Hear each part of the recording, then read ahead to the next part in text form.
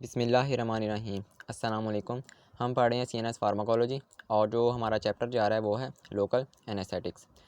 Local anaesthetics जो होते हैं ये ऐसे एनेस्थेटिक्स एजेंट हैं जो लोकली ही एक्ट करते हैं, यानी कि जिस बॉडी की साइड पे हमने इनको इंजेक्ट किया या एडमिनिस्टर किया ये वहीं से ही सेंसरी ट्रांसमिशन को रिड्यूस करेंगे।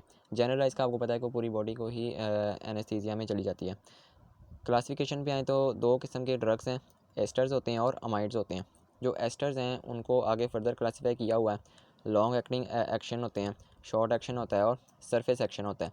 ठीक है, लॉन्ग एक्शन में हमारे पास हैं टेट्राकेन, शॉर्ट एक्टिंग में है प्रोकेन और जो सरफेस एक्टिंग है उनमें है बेंजोकेन और कोकेन। कोकेन का तो आप डेफिनेटली आपको पता ही होगा। देन आप देखेंगे अमाइड्स हैं, इनको भी हमने ऐसे ही क्लासीफाई करना है लॉन्ग एक्टिंग में और मीडियम एक्टिंग में।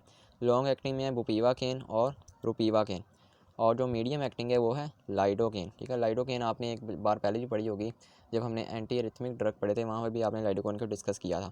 तो इनको याद रखने का तरीका ये है कि जो एस्टर्स होते हैं इनके नाम में सिर्फ एक बार आई आता है। ठीक है, जैसे प्रोकेन, कोकेन और बेंजोकेन, इनके नाम में सिर्फ एक बार ही आई आ रहा है। लेकिन जो अमाइड्स हैं उनमें आप देखें कि इनके नाम में दो बार आई आता है, जैसे कि लाइडोकेन, वो पीवाकेन। ठीक है, मैं पीवाकेन, तो यहाँ आप देख रहे हैं कि दो बार नाम में आई आया हुआ है। देन हम देखें फार्माकोकाइनेटिक्स हैं, तो एब्जॉर्प्शन डिस्कस करेंगे, मेटाबॉलिज्म और एक्सक्रीशन। एब्जॉर्प्शन जो होती है वो इनकी बड़ी रैपिड होती है, ये बड़ी जल्दी जल्दी ब्लड में एब्जॉर्ब हो जाते हैं जब हम इनको इंजेक्ट करते हैं।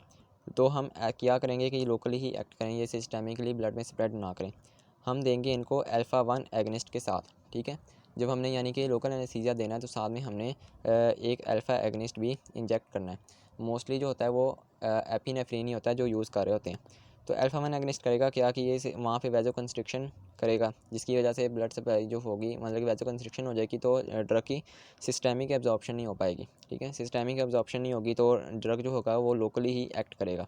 इससे क्या होता है, इसका इफ़ेक्ट जो होता है ड्रग का वो भी प्रोलॉन्ग हो जाता है और जो इसकी टॉक्सिसिटी है वो भी डिक्रीज़ होती है, क्योंकि सिस्टेमिकली वो ब्लड में एब्जॉर्ब नहीं होगा ना, इस वजह से वो इसकी टॉक्सिसिटी कम होगी। लेकिन कोकेन है ये थोड़ी सी एक्सेप्शन है। कोकेन के साथ हमें अल्फ़ा 1 एगनिस्ट देने की ज़रूरत नहीं होती, क्योंकि कोकेन की इंट्रिंसिक प्रॉपर्टी है कि ये वैजो कंस्ट्रिक्शन कॉज करती है।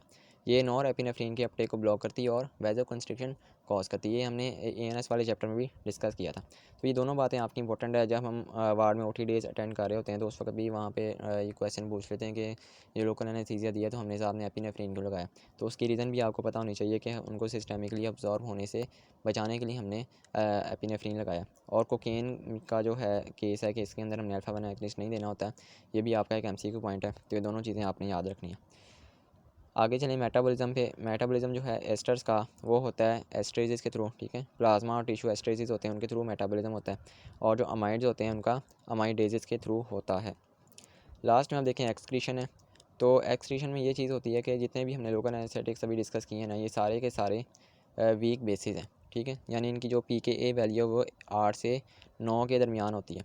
ये सारे के सारे वीक बेसिस हैं सिवाय बेंजोकेन के। बेंजोकेन वीक बेस नहीं है। तो अगर हमने इनकी एक्सक्रीशन करवानी है तो हम क्या करेंगे, हम यूरिन को एसिडिफाई करेंगे। ठीक है, जनरल फार्मा में ये बड़ी डिटेल में ये वाला केस डिस्कस होता है कि जो वीक बेसिस होती हैं उनको एक्सक्रीट करने के लिए हम यूरिन को एसिडिफाई करते हैं, और जो वीक एसिड ड्रग होते हैं उनकी एक्सक्रीशन को तेज़ करने के लिए हम यूरिन को अल्कलाइन बनाते हैं। तो ये आपके कुछ फार्माकोकाइनेटिक्स प्रॉपर्टी हैं जो आपने याद रखनी है।